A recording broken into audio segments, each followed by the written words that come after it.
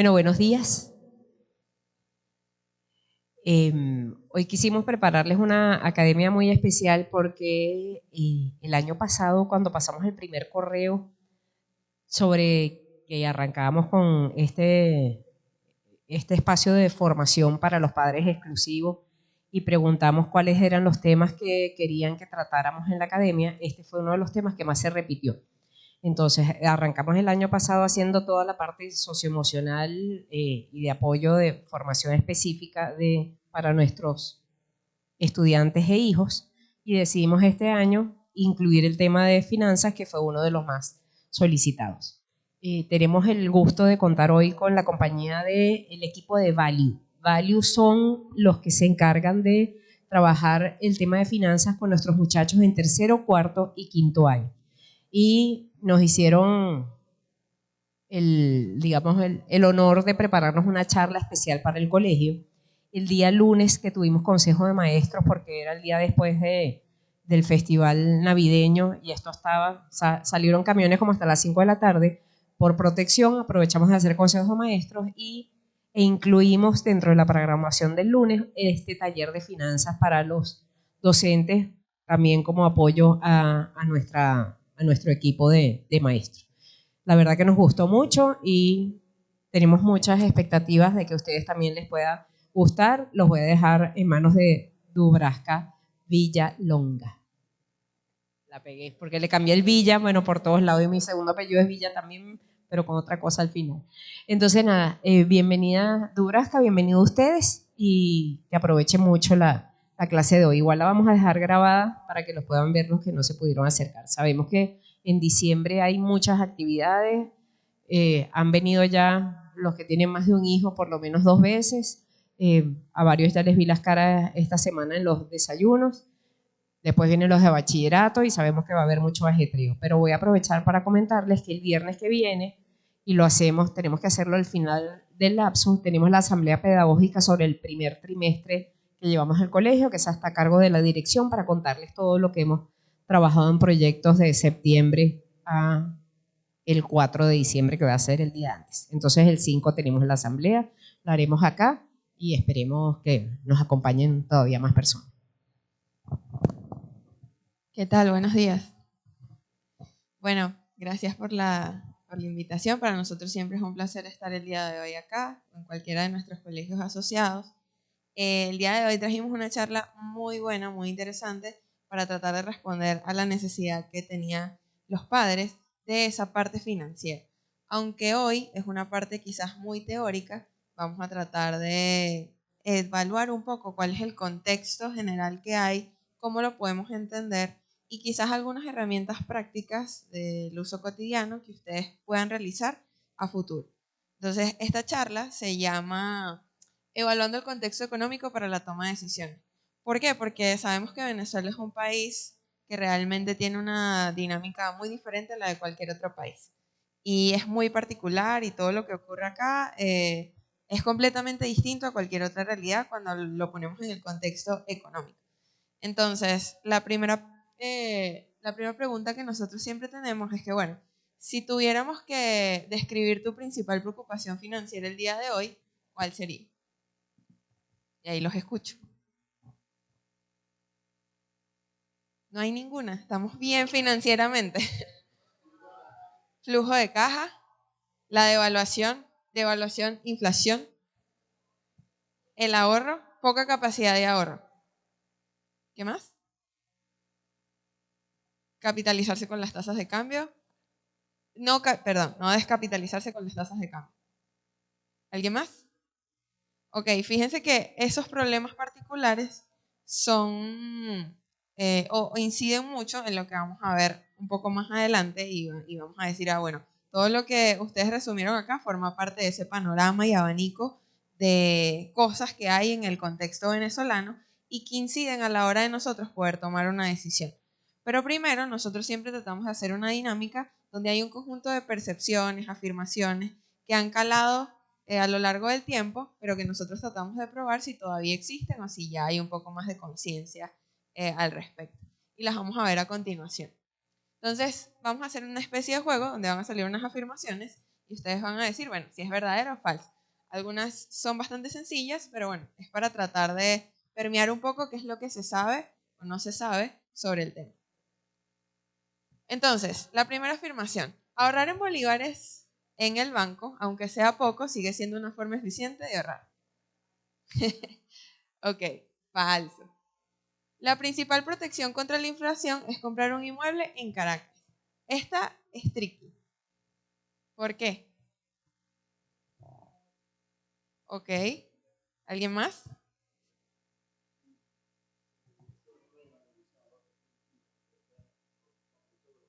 Ok.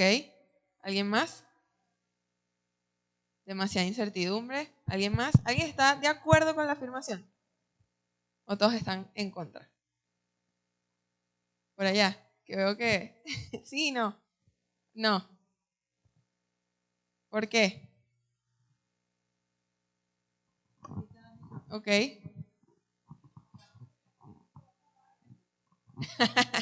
Ok.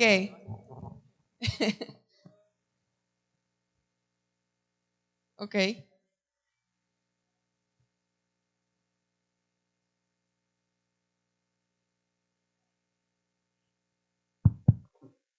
Retomaron algo de valor, pero nunca como en otros los años, otros en tiempos. otras épocas. Exacto. Entonces, y la incertidumbre es, bueno, ya todos lo sabemos. Ok. Fíjense, creo que aquí la frase clave es, porque esta afirmación generalmente puede tener sus confusiones. Hay gente que puede estar de acuerdo con eso, porque al final del día comprar un inmueble es una especie de refugiar el dinero en algún activo. Sin embargo, repito, el contexto de Venezuela es completamente diferente a cualquier otro. Entonces, aquí la clave es entender que no es la principal protección, que es lo que dice la afirmación. Al no ser la principal protección, obviamente no podemos protegernos de la inflación a través de comprar un inmueble. No es la herramienta número uno a utilizar a la hora de protegernos en contra de la inflación. Y por eso, como ustedes bien dijeron, sumado a otros factores que también inciden, es falso. El alto encaje legal, es decir, la protección legal que pueden tener a nivel financiero, hace que sea más fácil para mí obtener un préstamo personal en dólares. Falso, verdadero, falso. Particularmente en este caso es porque, bueno, vivimos en un contexto donde los bancos realmente no pueden ofrecer créditos a personas. Y si lo hacen a través de unas tasas de interés que realmente no son nada convenientes. Sobre todo teniendo en cuenta el contexto venezolano y lo mucho que se devalúa no solo nuestro bolívar, sino también la otra moneda de uso no oficial, por así decirlo. El dólar es una moneda 100% segura para mi patrimonio porque no sufre de inflación. ¿Verdadero o falso? Falso. En otros países también. Y es una de las, claro, no sucede de la misma manera que en Venezuela. No sucede de la misma manera que en Venezuela, pero sigue habiendo una inflación de las monedas en general, no solo del dólar, también del euro, también de otras monedas que forman parte de ese ecosistema de monedas duras, de monedas fiat, de monedas del Estado, que sufren de inflación. Lo que pasa es que el contexto venezolano está afectado por un conjunto de factores que hace que se vea aún más notorio dentro de las compras, dentro de nuestra realidad, dentro de nuestro proceso cotidiano. Y por último, las stablecoins. ¿Saben qué son las stablecoins? ¿Sí? Por acá. ¿Alguien no sabe qué son las stablecoins? No sabe. Ok. Las stablecoins, que lo vamos a ver un poco más adelante a detalle, son estas criptomonedas que tratan de hacer una paridad 1 a 1 con las monedas fiat, las monedas del Estado. Entonces, si yo tengo, por ejemplo, hay un stablecoin que se llama USDT. USDT es la referencia al dólar o a ese dólar oficial que existe. Entonces, teniendo en cuenta eso, que son como la versión digital de las monedas del Estado, el planteamiento es, las stablecoins son un buen instrumento para mantener liquidez si conozco los riesgos asociados. ¿Sí? ¿No? ¿Sí o no? ¿Cuál diría usted que es un riesgo? Ok, ajá. ¿Qué ibas a decir? No hay garantías, no hay reputación.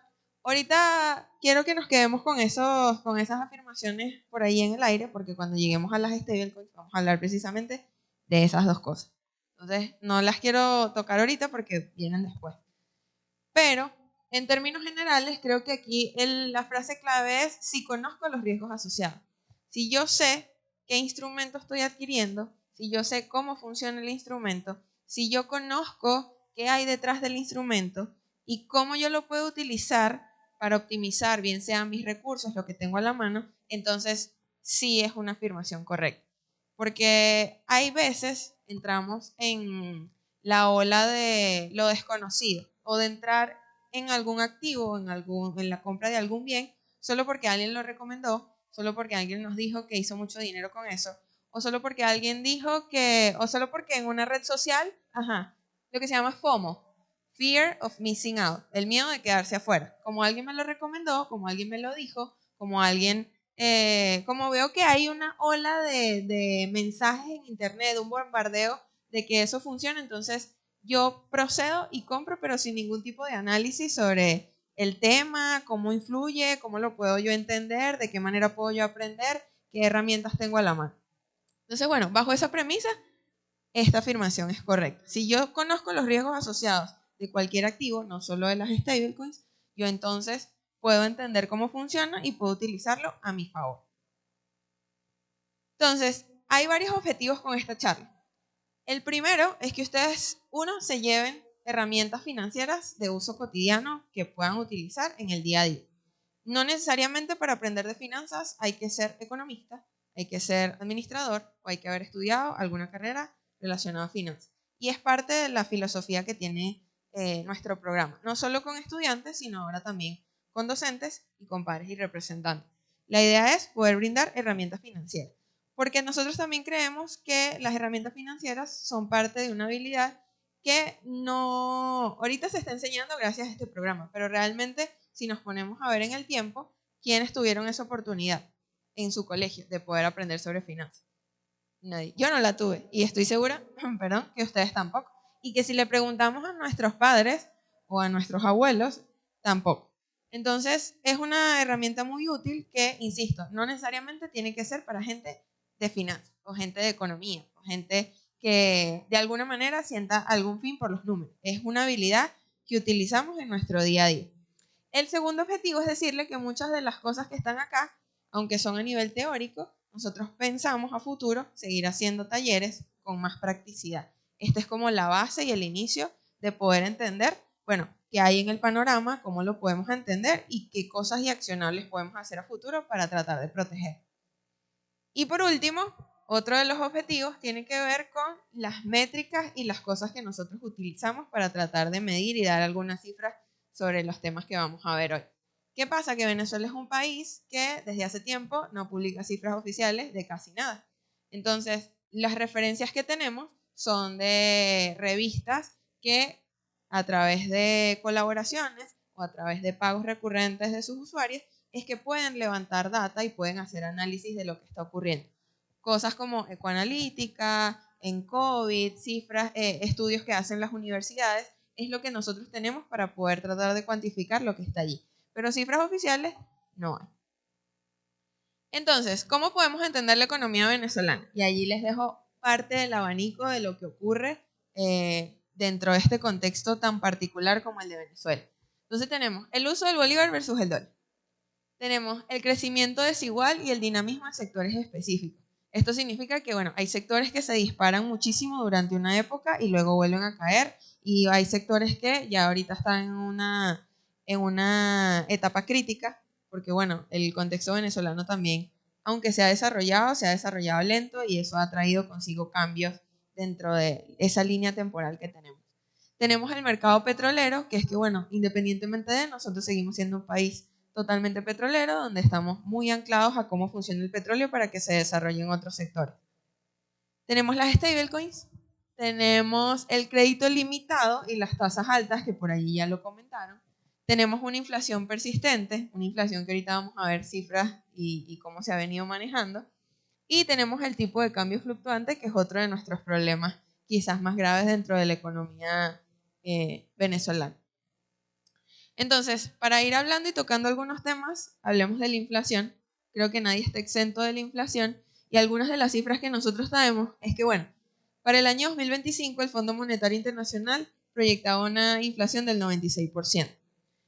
Hay, como les dije, algunos estudios, como la gente de Ecoanalítica, que está dirigida por Pedro Palma. Ecoanalítica es una revista, y entonces en esa revista se analiza o se advierte que la economía venezolana enfrenta una inflación que puede superar el 400%, siendo una de las más altas a nivel histórico.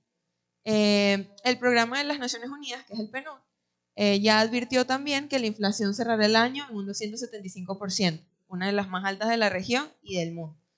Entonces, la inflación, para Venezuela particularmente, sigue siendo uno de los factores principales, y es también una de las razones por las cuales el bolívar está perdiendo también el valor.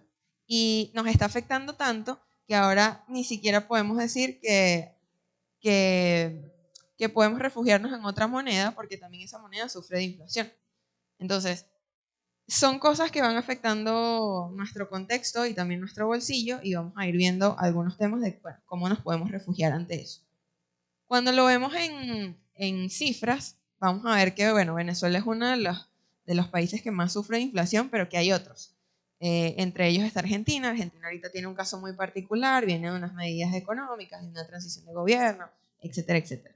Pero, sin embargo, estamos allí, en segundo. Argentina es la primera.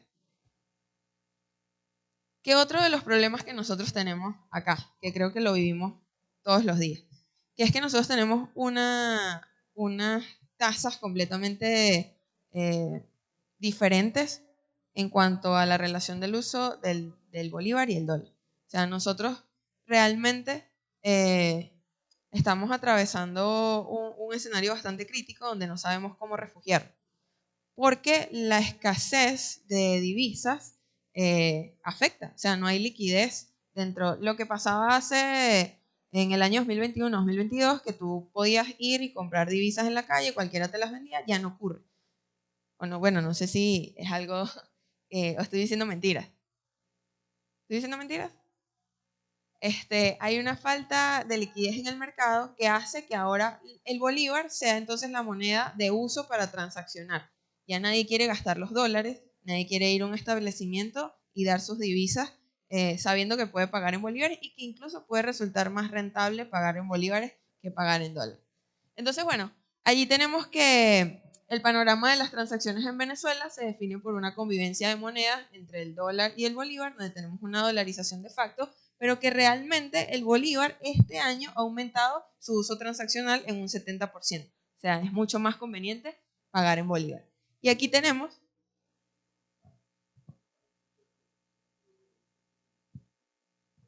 Asdrúbal Oliver.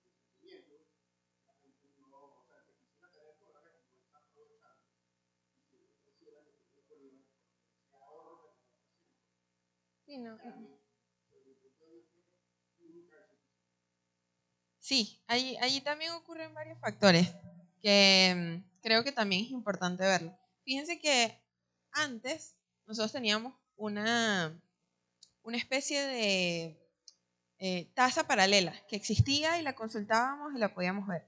Cuando esa tasa paralela desapareció, y la quitaron y fue baneada y ya no existía, pasamos a ver la tasa paralela como ahora las stablecoins, que entonces nace el USDT, que ahora todo el mundo conoce el USDT o sabe más o menos qué es. Porque la referencia ahora de esa tasa paralela pasó a ser la referencia de Binance o la referencia del USDT.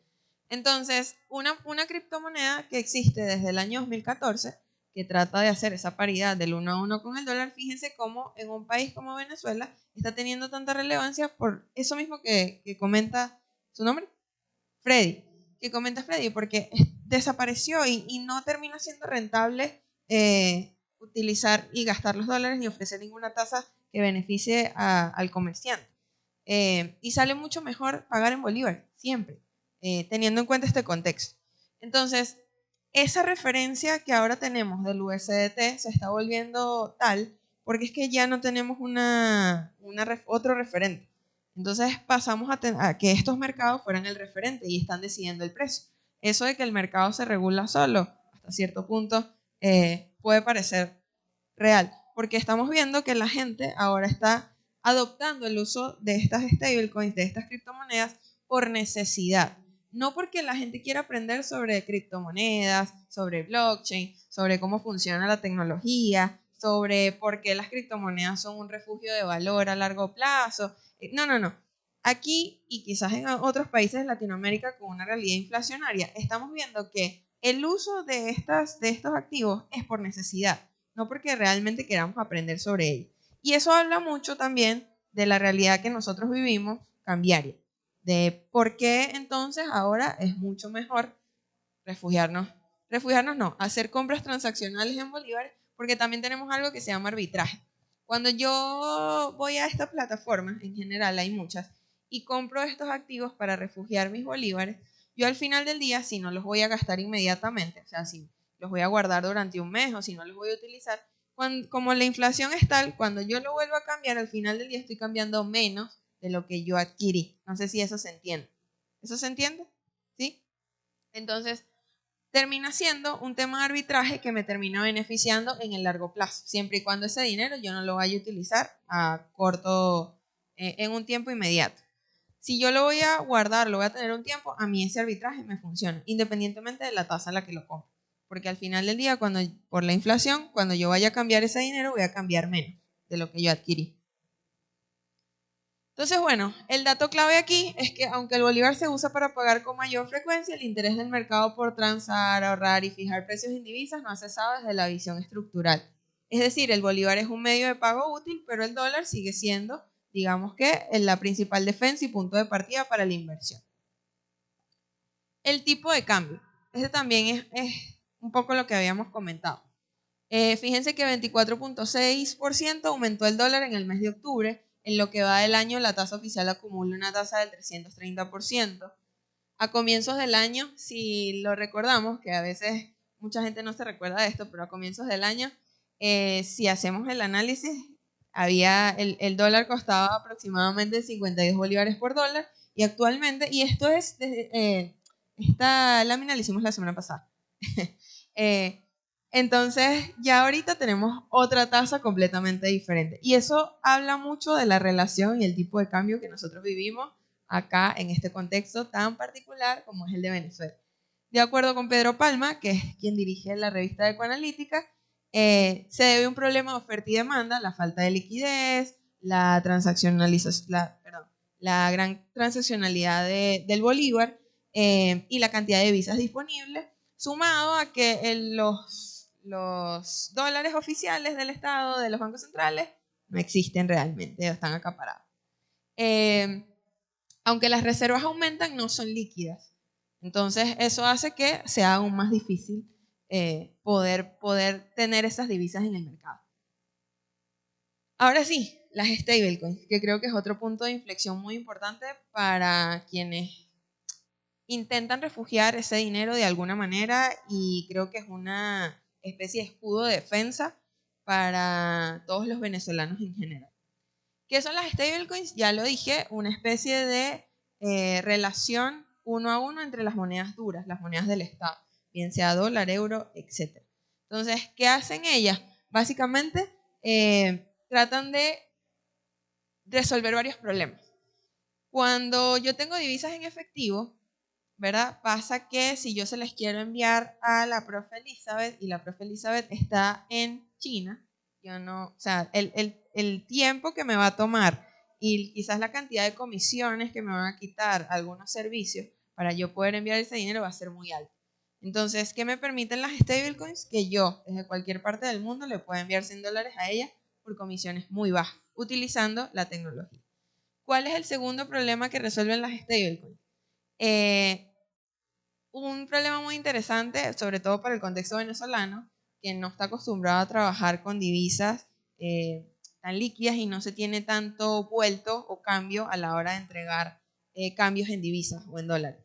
Entonces, pasa que si yo le quiero enviar 14,99 o 14,75, yo lo puedo hacer. Cosa que acá, cuando yo intento venderle a ella 14,75, me va a decir que probablemente le venda los 15 porque no va a tener cómo darme ese vuelto en la divisa que estoy intentando llevar. Entonces, ese es otro de los problemas que resuelven las stablecoins y por eso creo que son un punto de defensa importante.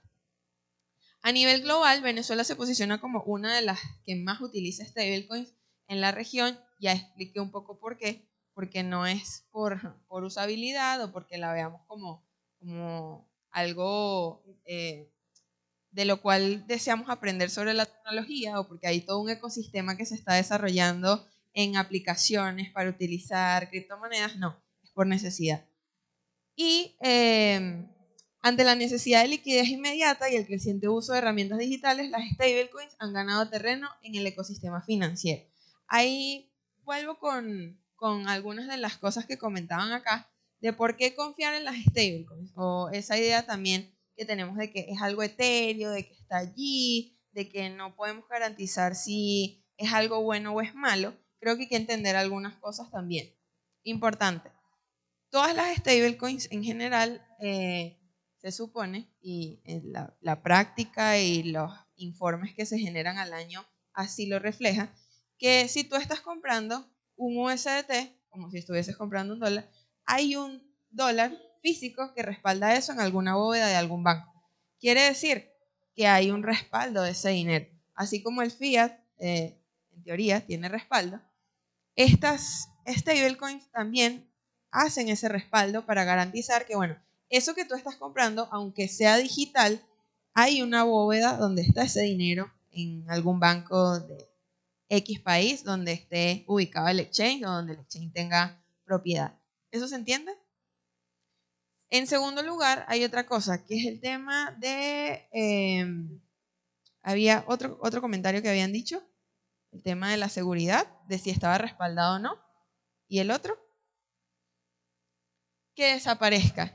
Bueno, eso va muy de la mano con los informes. Cada año, todas las stablecoins que tienen una reserva hacen unos informes y las auditan por otras organizaciones internacionales relacionadas a la parte fiduciaria, donde se encargan de decir, ir a las bóvedas, decir, miren, estas personas que están diciendo que tienen esta cantidad de dinero en estos exchanges, los exchanges, ya ahorita vamos a hablar de los exchanges, ese dinero existe, ese dinero es real, ya nosotros lo vimos, lo contamos, ese dinero existe, se gastó este año esta cantidad, ellos tienen una liquidez de tanto y así sucesivamente. Eso es lo que respalda, digamos, ese mercado.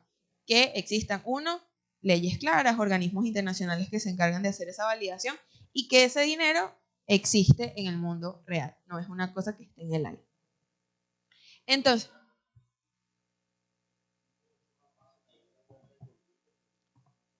correcto. Ese es otro de los puntos importantes, gracias por recordarlo, que inciden mucho sobre el uso y la adopción. En temas de educación financiera hay un problema grande todavía, a pesar de la tecnología, a pesar de los avances en el tiempo, hay un problema grave en Latinoamérica con respecto a la bancarización. Todavía existe gente en Latinoamérica que no tiene una cuenta en el banco, que no tiene una tarjeta de crédito, que no tiene una cuenta de ahorro, que no puede ahorrar por diferentes razones. Entre ellas, lo difícil que a veces hacen los bancos, el tema trámites, que no tiene toda una vida y nunca ha accedido a un crédito, y así sucesivamente. Entonces, este tipo de servicios hace que de cierta manera la gente tenga poder para adquirir o para acceder a recursos financieros, a productos financieros sin la necesidad de necesitar ese papeleo, esas transacciones, quizás el tiempo que eso requiere, porque tú lo dijiste, ir a un banco requiere también tiempo, y eso es tiempo y esfuerzo que a lo mejor alguien que trabaja jornadas muy largas, sobre todo en Latinoamérica, no puede realizar. Entonces, de cierta manera, uno, entender que es otro de los beneficios que tiene el uso de la tecnología y las herramientas en general. Entonces, hay varias. Hay algunas que tienen mucho más tiempo, otras que funcionan de manera diferente, y eso también hay que entenderlo y hay que también ponerlo quizás un poco más en la práctica para poder ver un poco cómo funciona. Esta USDT, que ahorita, como les dije, es una de las más famosas, se está volviendo muy popular en Venezuela porque, bueno, desapareció la tasa de cambio oficial y ahora USDT se convirtió en ese punto de referencia. USDT existe más o menos desde el año 2014, es producida o creada por Tether, que es una empresa internacional que tiene mucho tiempo en el mercado de las criptomonedas. De hecho, hace como 2 o 3 años hubo una comisión de Tether acá en Venezuela que se encargó de tratar de ver cómo los venezolanos utilizaban el USDT en negocio. Y hay muchos emprendedores de ese programa que ellos sacaron que ya para el 2021-2022 usaban USDT, le decían a la gente que se podía pagar en USDT, etcétera, etcétera. Luego tenemos, es una de las más grandes por capitalización, o sea, es una de las más famosas, es una de las que más tiene tiempo y por lo tanto es una de las más utilizadas y la que más tiene capitalización en el mercado. Luego tenemos el USDC, que es creada por la empresa Circle, se distingue por su fuerte enfoque en la transparencia y el cumplimiento normativo, es una de las que más tiene regulaciones a nivel internacional y es una de las que más se les audita frecuentemente. Y tenemos DAI. DAI, aunque es una stablecoin, opera de manera diferente. Entonces, como está en otra especie de red, no está respaldada por dinero físico en un banco, entonces funciona de otra manera a pesar de que es una stablecoin. Es gestionada de forma descentralizada y esto tiene unas características muy particulares porque es otro sistema. Las otras dos sí funcionan como una stablecoin respaldada a través de lo que les comenté previamente. ¿Por qué confiar? Entonces, bueno, allí creo que ya he venido mencionando algunas de las características de, bueno, ¿por qué creer en las stablecoins? Porque no es dinero en el aire. Entonces, allí vemos que los líderes mantienen reservas en activos de máxima liquidez y seguridad. De hecho, hace poco incluso hay países que ya están desarrollando como moneda de curso legal las criptomonedas. Y allí tenemos a El Salvador, que pese a sus detractores, ha habido muchos aspectos positivos referente a las políticas que han implementado.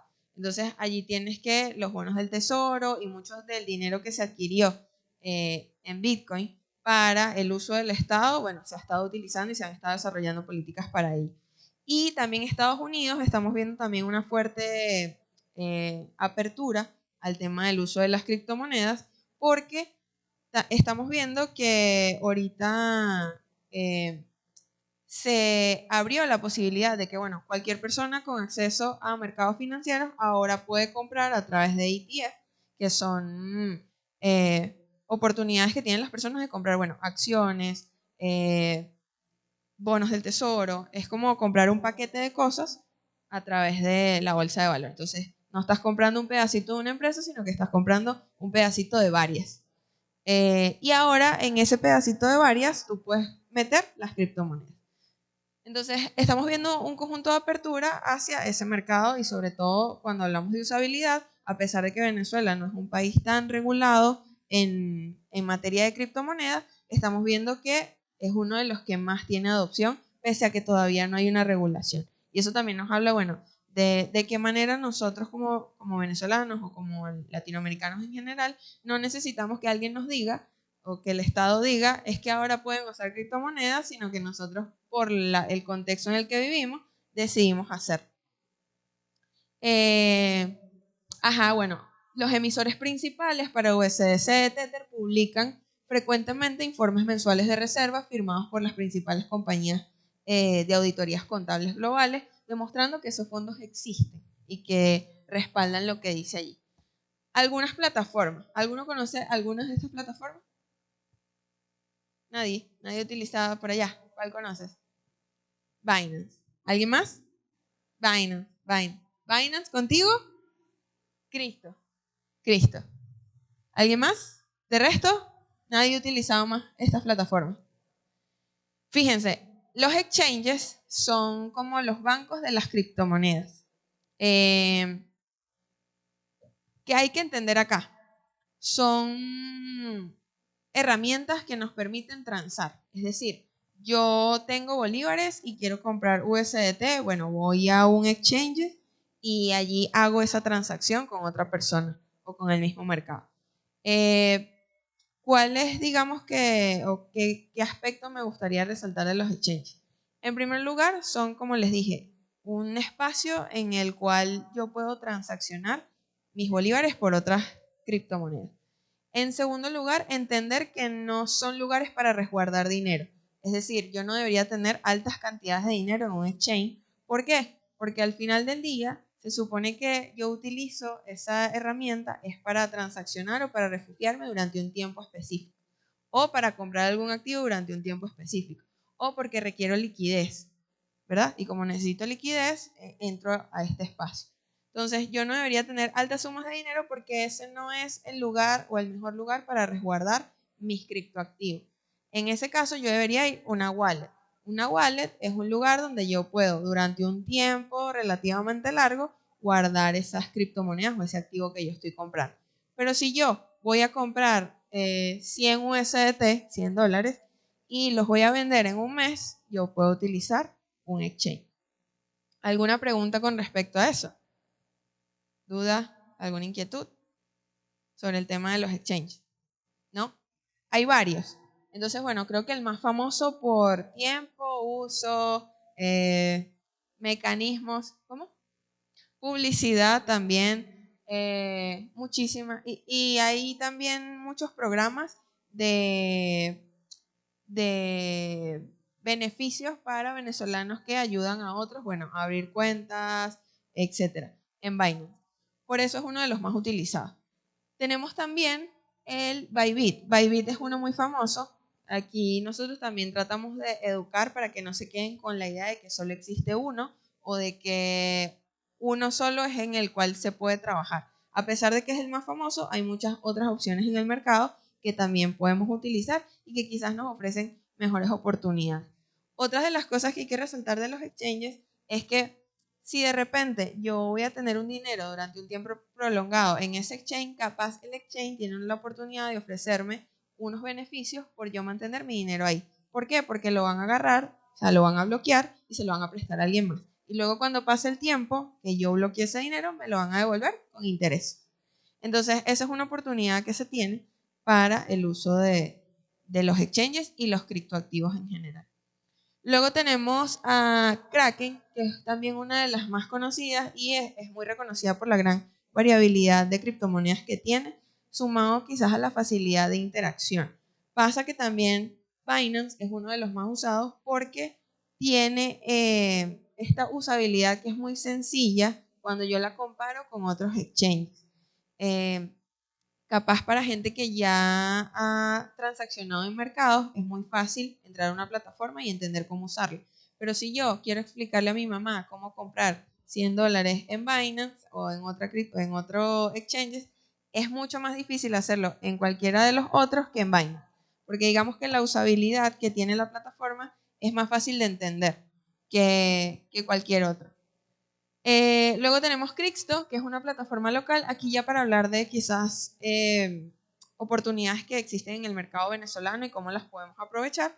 Está Crixto, que es una plataforma local que se enfoca en facilitar la compra y venta de activos digitales con moneda local, buscando ofrecer soluciones al usuario venezolano. Y tenemos Contigo, que por aquí ya lo mencionaron, que también es una de las más famosas y que también responde a unas necesidades específicas del mercado. Bueno, la facilidad que tiene para abrir una cuenta, para crear una tarjeta, para recargar saldo y para utilizarla entre pares que tengan la misma aplicación.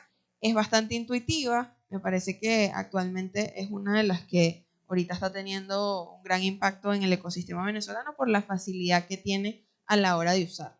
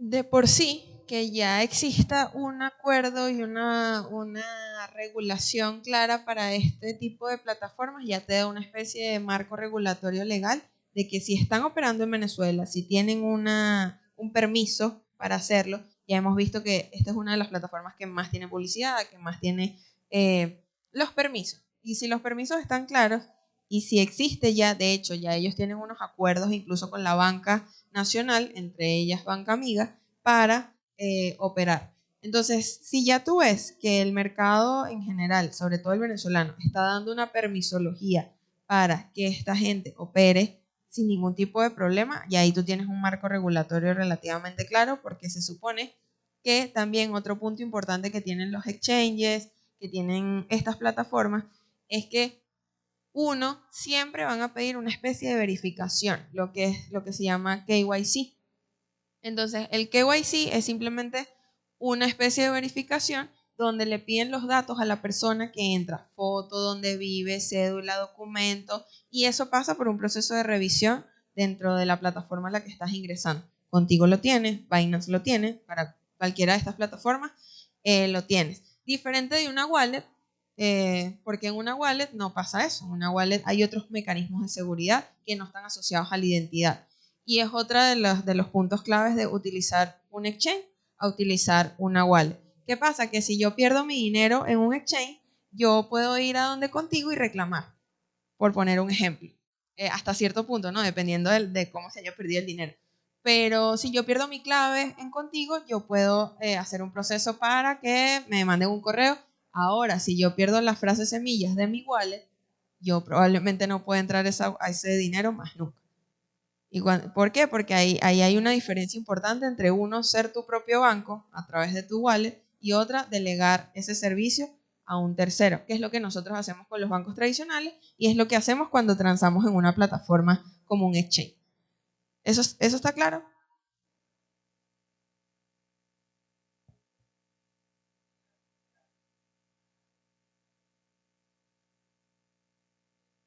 ¿Qué podemos?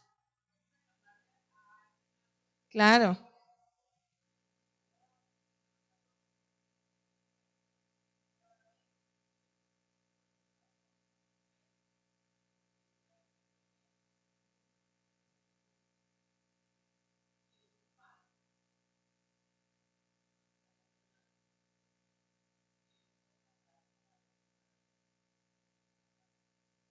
Como Binance o como contigo.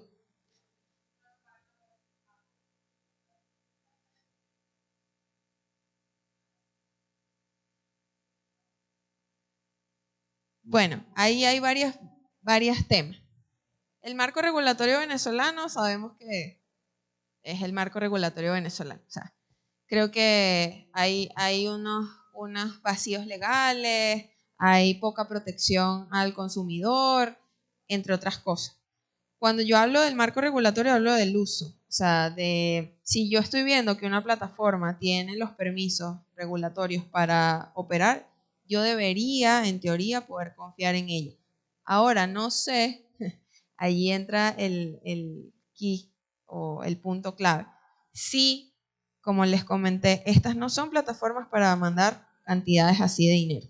Son plataformas para transar montos bajos. Son plataformas que nosotros no. ¿Por qué? Porque si tú envías $5,000 en un banco de una cuenta a otra, tú levantas una alarma.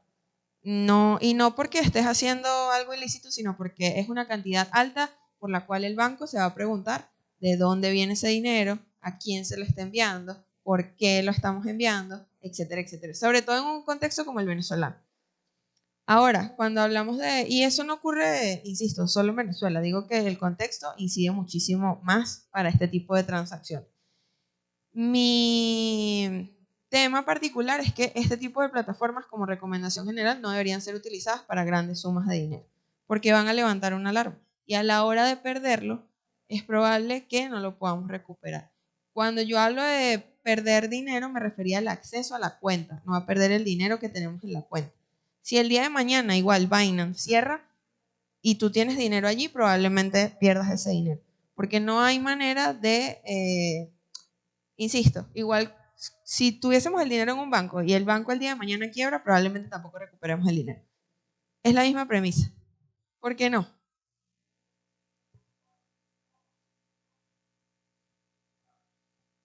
Claro, pero no, pero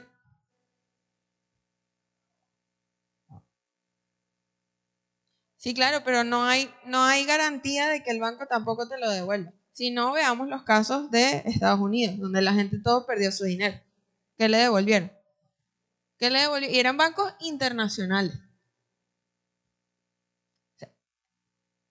Exacto, correcto. Es que ahí eso es lo que quiero que se lleven. Este tipo de plataformas son para transar montos pequeños, montos que yo sé que voy a gastar en un futuro inmediato y que realmente puedo tener a la hora de transar o de obtener liquidez en un mercado que no me está ofreciendo divisas o que yo no puedo transar con una persona como hacía en años anteriores de manera inmediata, porque no hay divisas en el mercado y tampoco el Estado me las puede ofrecer. Entonces, son plataformas que sirven para resolver un problema de liquidez inmediata. Yo no debería transar grandes sumas de dinero porque el riesgo de perderlas es alto. $100, $200, $500. Ese sería el monto que yo recomendaría o que nosotros en el equipo recomendaríamos. Son montos con los que puedes trabajar, son montos que puedes transar de manera rápida en el mercado P2P, son montos que hasta cierto punto no te van a afectar demasiado. Desde el punto de vista en el que si yo tengo ese dinero allí, se supone que yo estoy transando en ese mercado porque lo voy a usar dentro de un tiempo corto. No lo voy a dejar ahí un año. A eso me refiero. ¿Eso está claro? ¿Sí? Ok. Bueno, hablemos un poco de cómo se ha venido desarrollando el tema del crecimiento en Venezuela. Tenemos que la CEPAL estimó un crecimiento del 2%. La verdad es que si hablamos del contexto venezolano ha sido un contexto que ha tenido poco crecimiento, sobre todo del 2023 para acá. No se ha estipulado mucho crecimiento, diferente de años como quizás 2020, 2021, finales del 2021 y finales del 2022. Entonces allí vemos que, bueno, hay un conjunto de situaciones o elementos que hacen que el crecimiento en Venezuela durante esos años ha sido más alto.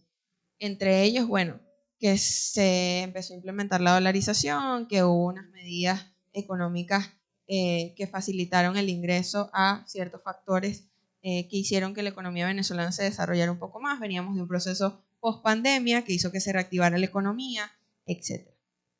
Entonces, bueno, veremos que el crecimiento está fuertemente concentrado en algunos lugares, como es la Gran Caracas, por su movilidad y actividad económica frente a otros estados cuyos, bueno, principios y actividades económicas son otras y por ello quizás pudiéramos verlo un poco más estancado.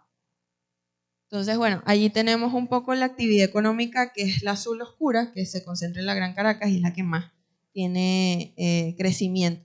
La azul clara es una actividad económica media y vemos que la amarilla y la roja son las más críticas, que es donde quizás están grandes estados del país.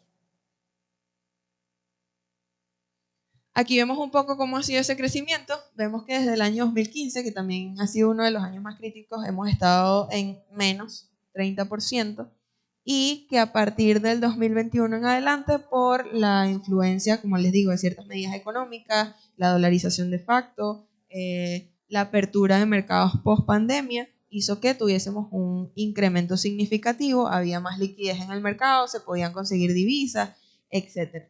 Pero luego, del año 2023 hasta acá, hemos tenido un crecimiento muy estancado, muy bajo, que nos pudiera indicar una posible recesión. Cuando lo vemos en la dependencia del petróleo, también vemos que Venezuela es un país que sigue anclado al petróleo y que de cierta manera, si al petróleo le va bien, a otros sectores de la economía igual se arrastran y van de la mano con él. Lo podemos ver igual desde el año 2021 hasta el año 2022, que bueno, vemos una caída significativa y luego un estancamiento muy similar entre el 10% más o menos. Algunos sectores que pueden ser interesantes para gente que de repente invierte en la bolsa o que probablemente tiene interés a futuro en aprender un poco más. Como les digo, esta charla, aunque hoy es muy teórica, posiblemente en el transcurso del año hagamos muchas más que tengan que ver con la parte práctica y que podamos ver cosas un poco más dentro de lo que significa poder quizás ver mercados, abrir una cuenta, algo un poco más específico, pero quiero que se lleven también un poquito la idea de cómo se está moviendo el sector venezolano y qué cosas pudieran ser interesantes a la hora de invertir. Entonces, tenemos que Venezuela es un país que la parte alimenticia y la parte de servicios siempre va a tener un rendimiento muy alto porque es donde más se desenvuelve la economía venezolana. Tenemos la parte de servicios profesionales, tenemos la actividad comercial y los medios de pago. Los medios de pago están teniendo un auge muy importante en la economía venezolana y están saliendo muchas soluciones. Vemos el caso de Cachea. ¿Conocen Cachea? Vemos el caso de Cachea, vemos el caso de, que siempre se me olvida el nombre, el de que ahora a través de la tecnología ya no necesitas hacer la cola para pagar el estacionamiento en los centros comerciales, sino que está pago directo. Estamos viendo otras soluciones como Contigo, Crixto, etcétera, que están resolviendo un problema, bueno, tema de liquidez en mercados como el venezolano, con la parte de los criptoactivos. Y el mercado de pagos, aunque ustedes lo ven allí, ciertamente está saliendo a relucir porque está teniendo un auge muy significativo, sobre todo cuando entendemos cuál es el problema que tiene Venezuela. Entonces, cuando entendemos el problema y las necesidades, estamos viendo que, bueno, Venezuela tiene un problema de pagos, Venezuela tiene un problema de cómo transar.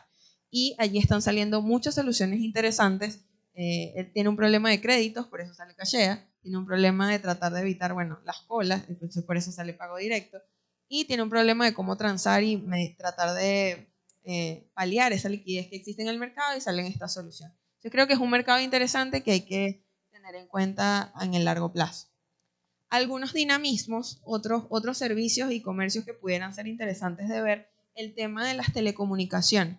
Telecomunicaciones es uno de los sectores que más ha crecido, sobre todo en infraestructura. Vemos como el país y las compañías en general están viendo a Venezuela como, bueno, una oportunidad para el tema de la fibra óptica. Vemos que ahora pareciera que hay una guerra de quién tiene el mejor internet y cómo se pelean varios sectores. No sé si ustedes sí lo han visto, pero por lo menos en donde yo vivo hay como 4 que se están peleando como por zonas y van de casa en casa y ven quién puede adquirir ese servicio, porque realmente es una pelea importante del tema de telecomunicaciones y el acceso a internet. Entonces cada vez hay más compañías invirtiendo en cómo mejoramos el acceso al internet por lo importante que es y lo que eso representa para el venezolano, teniendo en cuenta también que ahora muchos de los trabajos también son remotos y que ya no necesitamos ir a una oficina. Y entonces el venezolano está buscando mejores maneras y para poder tener ese servicio dentro de su hogar. Entonces es un sector bien importante que hay que prestarle atención y que ha crecido bastante,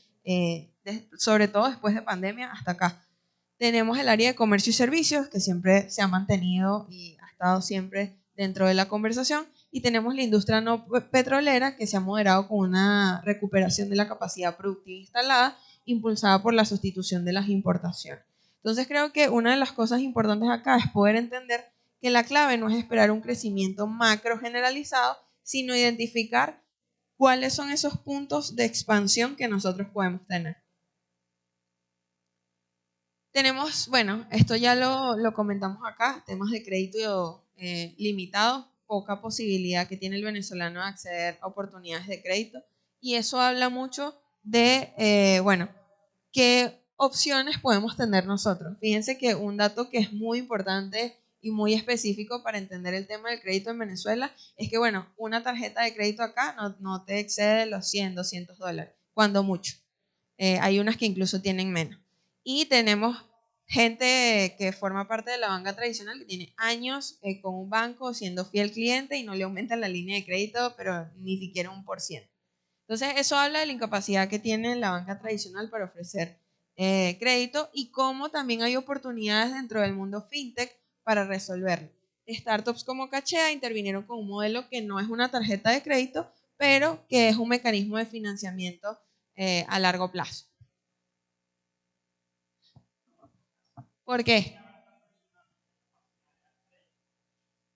Pero, ok, importante. Cachea no, Exacto, te explico. Cachea es lo que llaman un buy now, pay later. O sea, un compra ahora, paga después.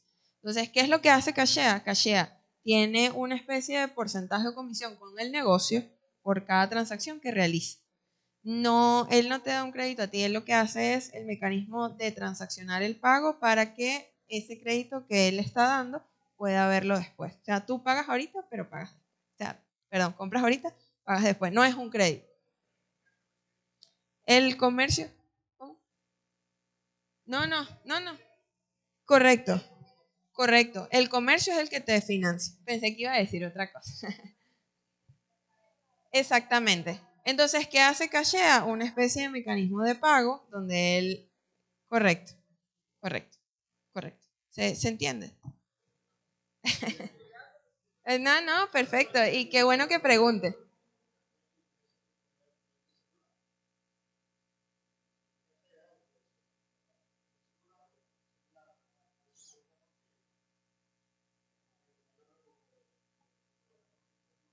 Pagas después.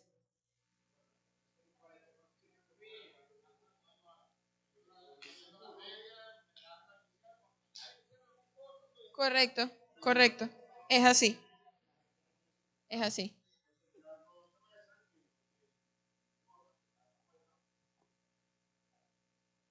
Correcto.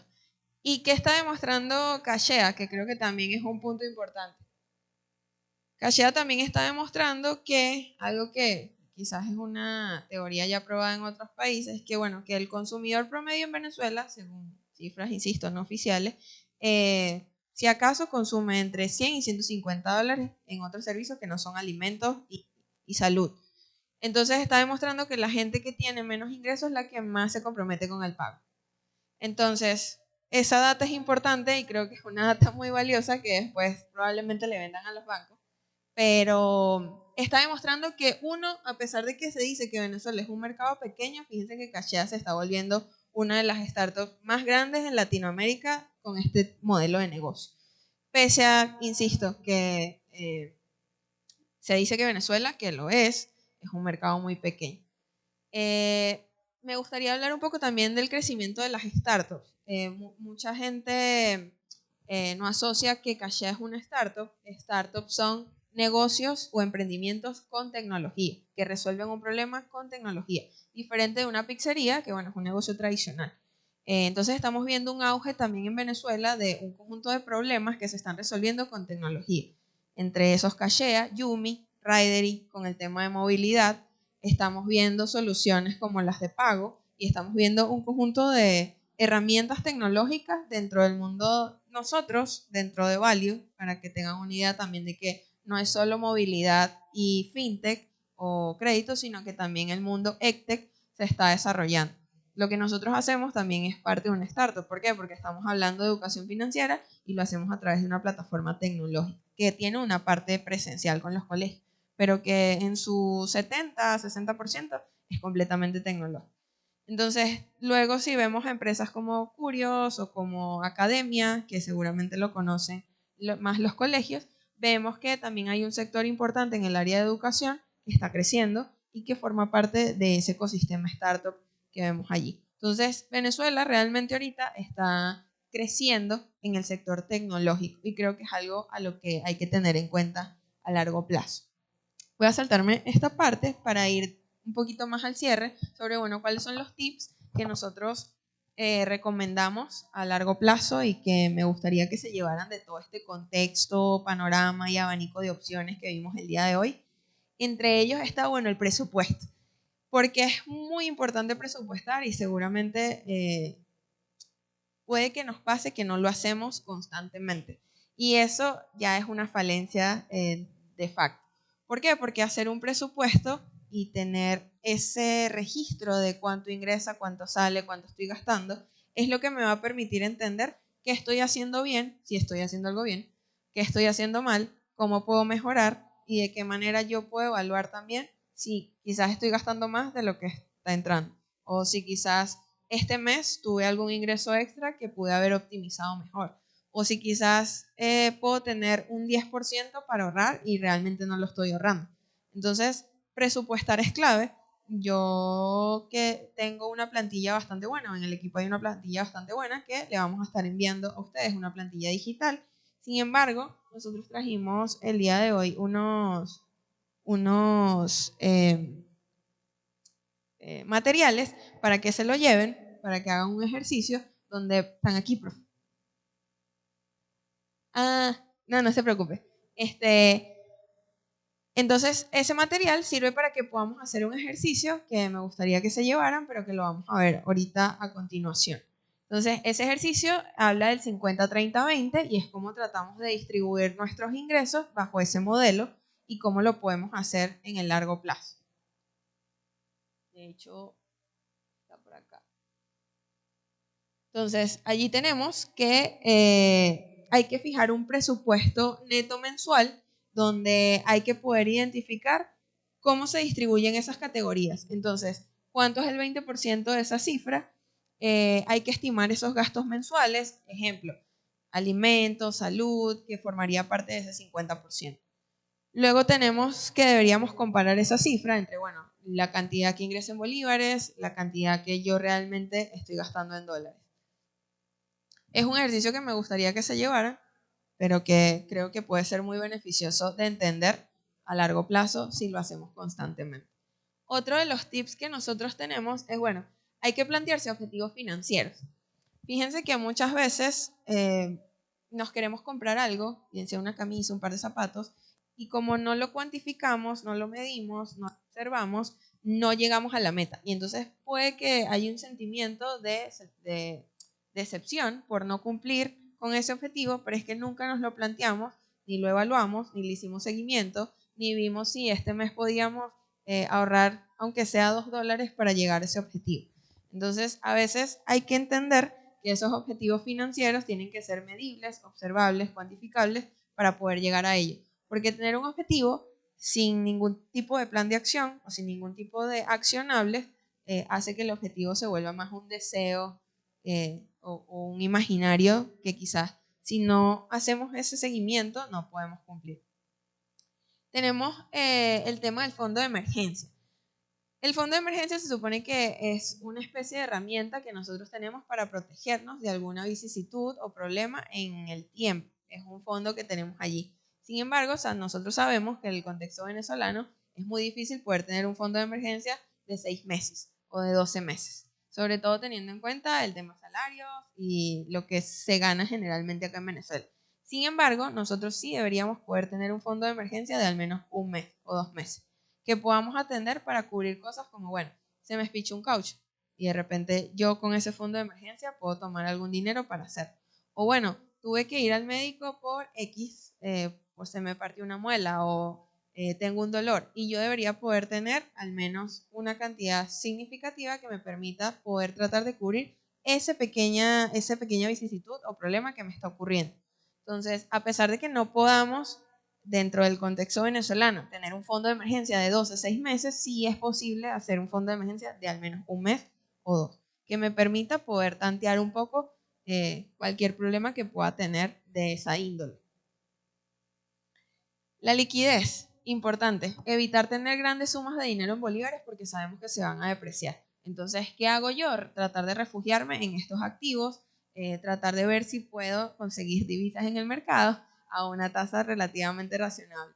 Si no puedo, entonces, bueno, utilizo estas plataformas que me ofrecen una posibilidad de poder refugiarme, me ofrecen arbitraje, me ofrecen posibilidad de rendimiento si lo tengo allí y son al final del día una alternativa, un escudo de defensa que yo puedo utilizar. También otra de las cosas que nosotros recomendamos es, bueno, ¿qué cosas puedo comprar yo hoy con esos bolívares que me van a quitar un dolor de cabeza después? Es decir, si yo tengo una gran cantidad de bolívares, yo debería entonces, quizás si yo tengo un negocio, comprar inventario, para yo tener entonces inventario de 1 mes o de 2 meses. Si yo no soy emprendedor, lo que yo puedo hacer entonces es ver qué puedo comprar dentro de mis necesidades o qué puedo pagar ahorita que me va a quitar ese problema después. De repente, si yo puedo adelantar la colegiatura 1 o 2 meses, debería hacerlo. Si yo puedo comprar productos no perecederos en el tiempo, debería hacerlo. O sea, si yo puedo evitarme comprar jabón, pasta dental, atunes, etcétera, etcétera, es algo que yo pudiera invertir y que luego, dentro de un mes o 2 meses, no me va a representar un gasto para mi bolsillo y capaz el dinero que vuelva a entrar lo puedo utilizar para otra cosa. Entonces, creo que es algo que se puede hacer y que forma parte de la realidad venezolana. Igualmente, si yo estoy necesitando comprar algo, debería, si tengo la capacidad de poder hacerlo. O sea, si yo puedo refugiarme también en que si se me daña un aire y yo tengo el dinero para comprarlo, debería aprovechar y comprarlo, porque probablemente cuando vuelva a tener la misma cantidad de bolívares no lo pueda comprar a la misma tasa que lo estoy comprando en ese momento o en ese día. Otra de las cosas es, bueno, la estabilidad es la primera línea de defensa en el ahorro, entonces tratar de buscar esas criptomonedas o esos dólares o esas stablecoins.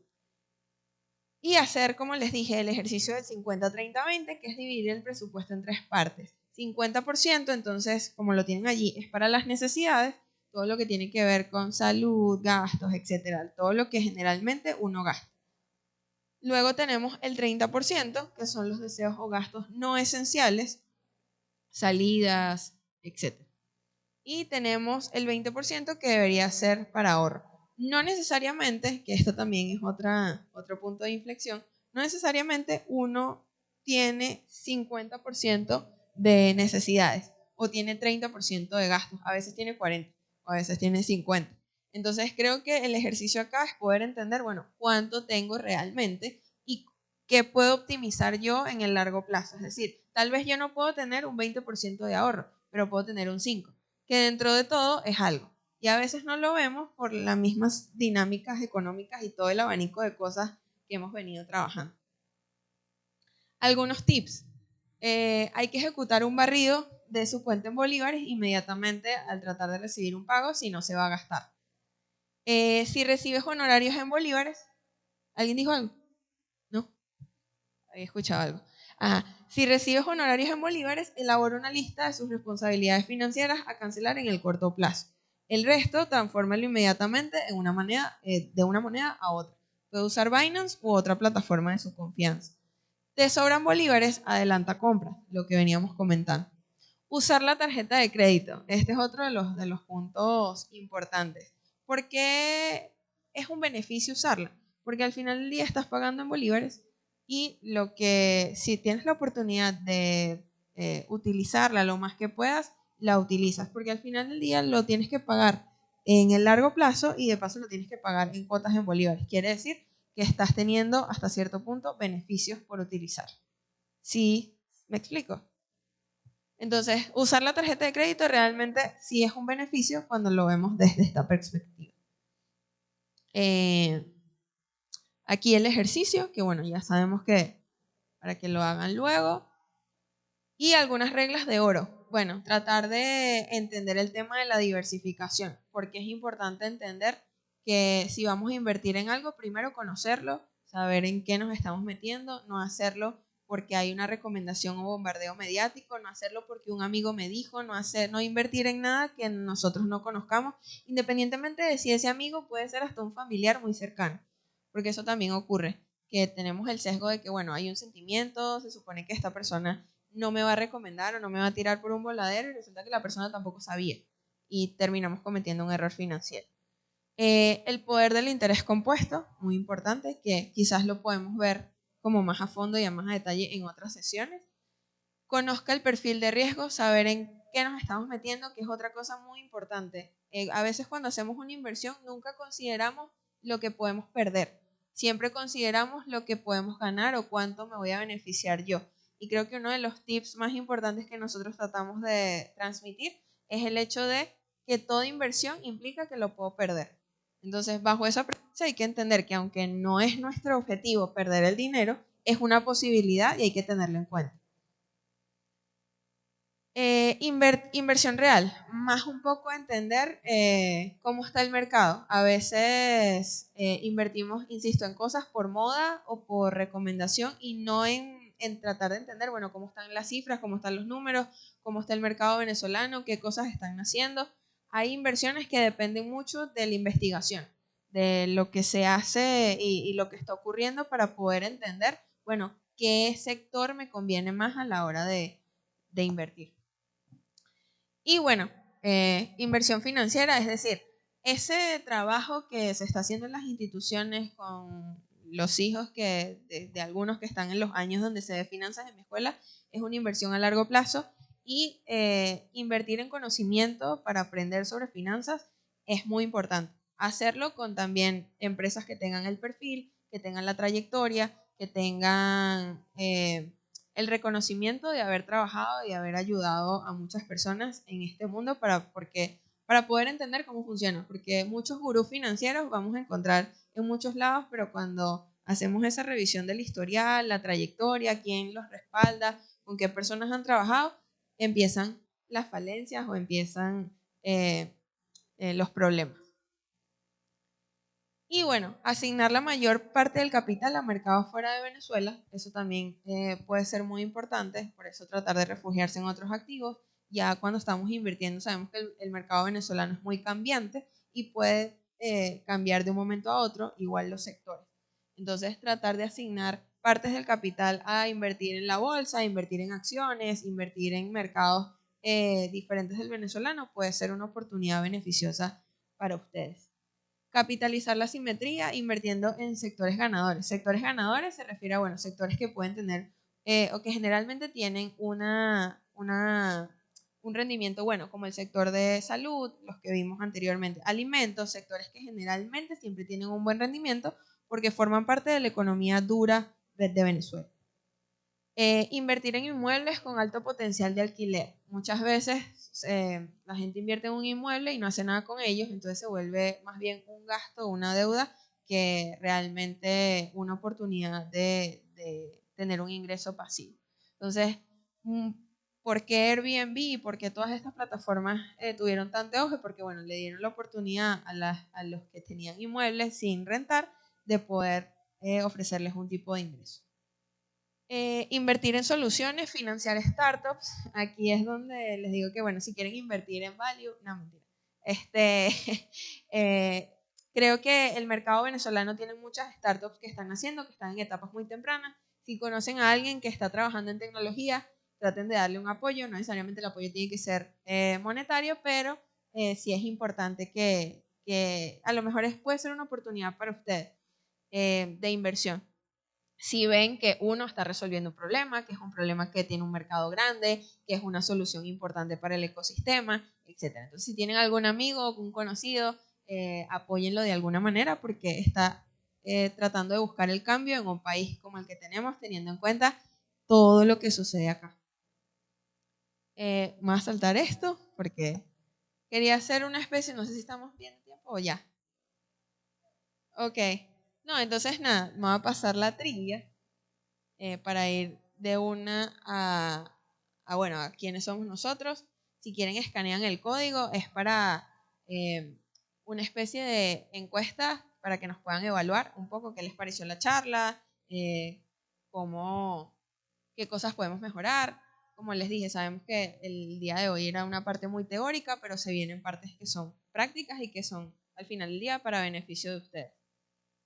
Y bueno, la última vez no lo hicimos. ¿Cuál? No, ese es otro. En la charla con profes no hicimos el selfie, pero ahorita sí lo vamos a hacer. Me gustaría que nos tomáramos una foto. No, tómala otra. No, tómala otra.